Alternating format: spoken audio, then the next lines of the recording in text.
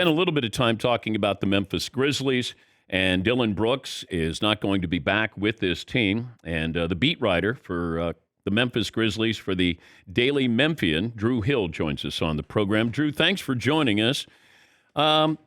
Take us back to maybe at the All-Star break. Felt like the Grizzlies were trying to replace Dylan Brooks without officially announcing that they were trying to trade for somebody else.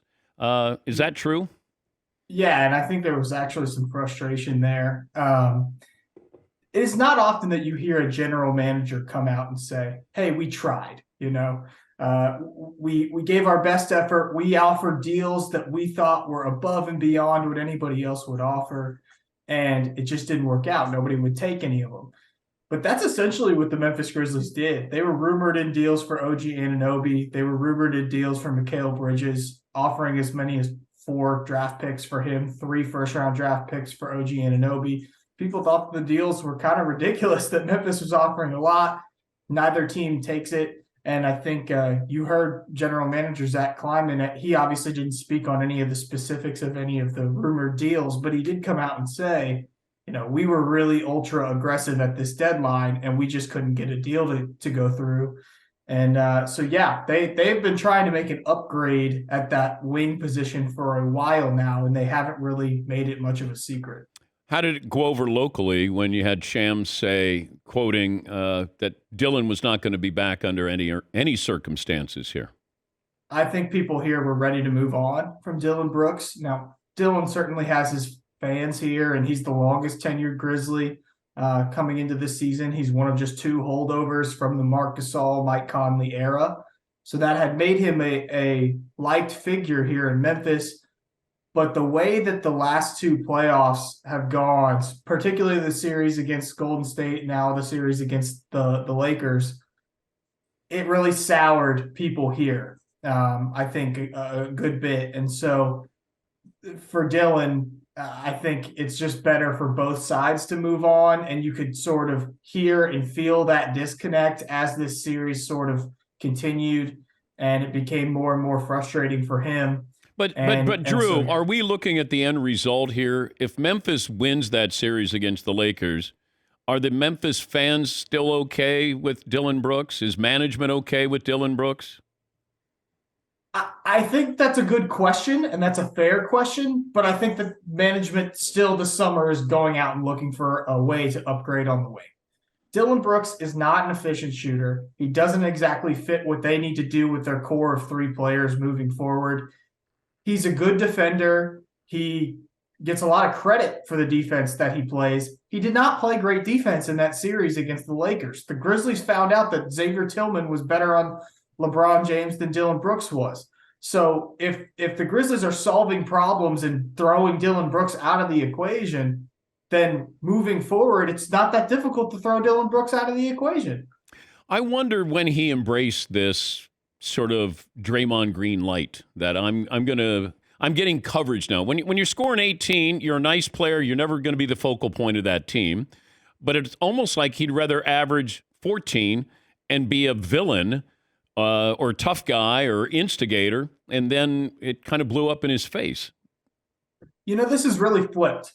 2 years ago, I was in Utah. It was COVID year. And so we were doing phone interviews back then, and this was right when the Dylan the Villain nickname was starting to take off. And I asked him over the phone if he liked the Dylan the Villain nickname. Now, this is a nickname that dates back to when he was in college at Oregon, so it's been around. But it really picked up at that time when fans were booing the heck out of him in Utah. And he was not sold on the Dylan the Villain nickname. Okay. He said he somewhat liked the Dylan the Villain nickname, but he didn't see himself as a villain. That's 2 years ago.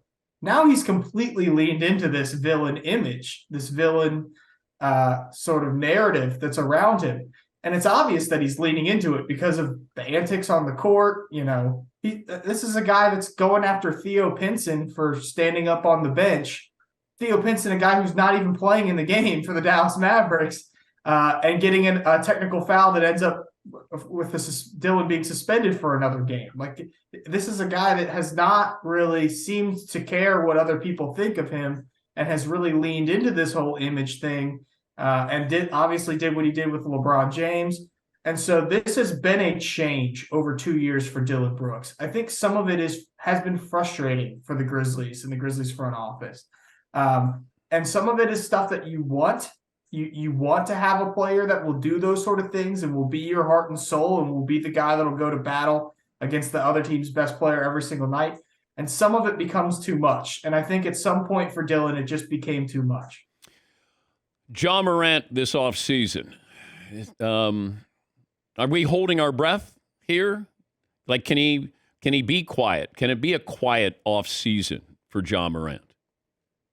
I can only say, obviously, I'm not with Ja Morant in his day-to-day life. So I don't want to come on here and say, I think Ja Morant's completely changed. He's flipped it. Like, it wouldn't be smart. It's not a smart thing to say. But what I can say is, I believe that the Grizzlies believe that he's making the right steps forward. And from my perspective, being in the locker room for media availabilities, talking to Ja off the court, the way that he's addressed those things and the conversations has already changed. He knows and he's very aware of some of the headlines that are going to be out there or that are out there and the opportunities for him to be put on front page news. One thing that I did notice, he was asked by a reporter that is not typically a Grizzlies beat reporter, wasn't really following the team in the playoffs, but had really popped in at the end when the season ended after Game 6. And he was asked about the Giannis quote about failure. And Ja pretty much shot it down right away and said, I get it. It was a great quote, but I don't want to be put on this. I don't want to be on these headlines. Like, I respectfully, I'm just going to leave that to Giannis. I don't want to. We would never get an answer like that from Ja maybe a half a year ago, 6 months ago.